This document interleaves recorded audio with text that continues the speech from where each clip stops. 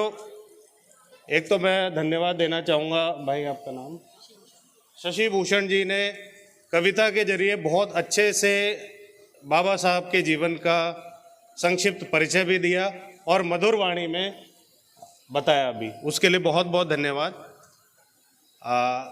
Delhi university teacher association, जिसको हम due to के नाम से भी जानते हैं, उस डूटा का मैं आज सेक्रेटरी हूँ।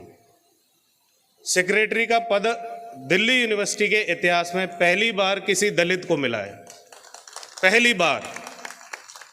तो ये जो हमारा संघर्ष है ये दर्शाता है कि अगर हम संगठित रहेंगे, जो बाबा साहब का एक थीम है, जो 3 फिलॉसफी उन्होंने कही कि शिक्षित बनो, संगठित रहो और संघर्ष करो।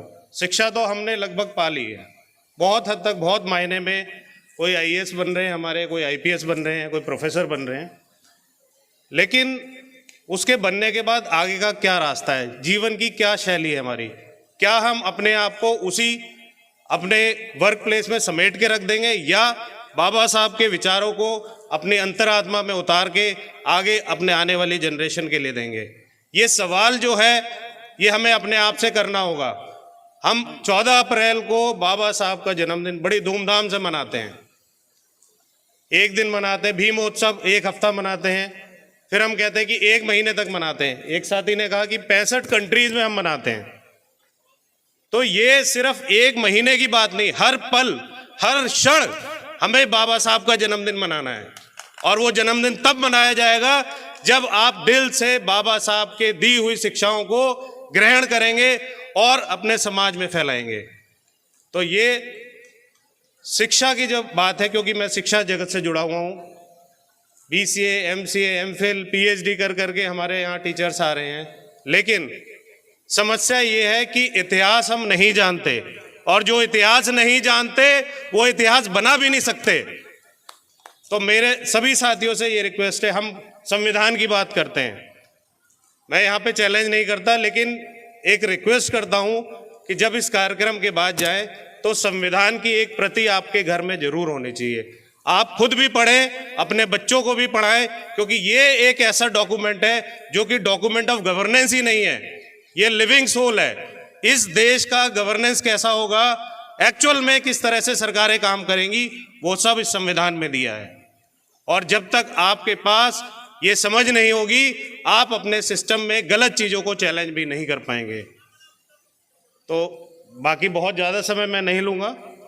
एक हमारा शिक्षक संघ है जिसको हम या एसडीटीएफ के रूप में जानते हैं दिल्ली यूनिवर्सिटी में, सोशल डेमोक्रेटिक टीचर फ्रंट।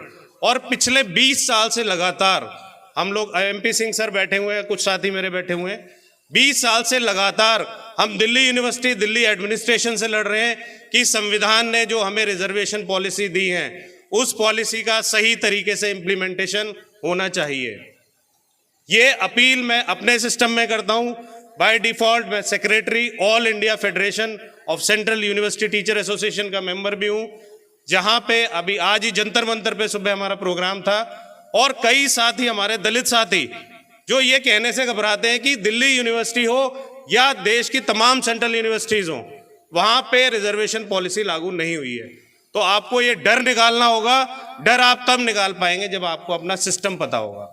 आप अपने सिस्टम में अपनी आवाज को बुलंद कीजिए। जो आपकी हकमारी हो रही है उस हक को आपका लेने का पूरा हक है, उसके लिए आपको संघर्ष करना पड़ेगा, संगठित रहना पड़ेगा। ये 3 अगर आप नीतियों पे चलेंगे तो मुझे लगता है कि इस देश में कहीं ना कहीं सुधार जरूर होगा। एक छोटा सा उदाहरण देने के मैं चीफ साहब से थोड़ा सा समय मांगूंगा कि दिल्ली यूनिवर्सिटी में, या आप देख लीजिए कि आपको क्या लगता है कि हमारा जो है समतामूलक समाज बन चुका है? नहीं। एक बड़ा ही प्रतिष्ठित कॉलेज है, वहां पे हम एक्सटर्नल एग्जामिनर बन के जाते हैं, बच्चों का टेस्ट लेते हैं, मार्क्स देते हैं। हमारे साथी टीचर जो सवर्ण हैं वो कहते हैं कि इस बच्चे को कुछ नहीं आता सर, इसको ऐसे नंबर दे दो, 10 में से 2 नंबर दे दो। क्यों नहीं आता? क्योंकि वो दलित है, क्योंकि वो मीना है, क्योंकि वो जाटव है। तो ये जो मानसिकता आज भी पनप रही है, आप ये ना समझे कि हम पढ़ लिख लिए तो ये मानसिकता खत्म हो गई है। इस मानसिकता को खत्म करने की जरूरत है। साथियों, बातें तो बहुत है करने की, और आप बार बार जो है मुझे लग रहा है घड़ी देख रहे हैं कि आने का समय भी हो रहा है, और मैं जो है यहाँ पे कुछ ज़्यादा भावुक होकर समय ज़्यादा ना लूँ। इसी के साथ आप सभी का धन्यवाद। जय भीम, जय भीम, जय भीम, धन्यवाद।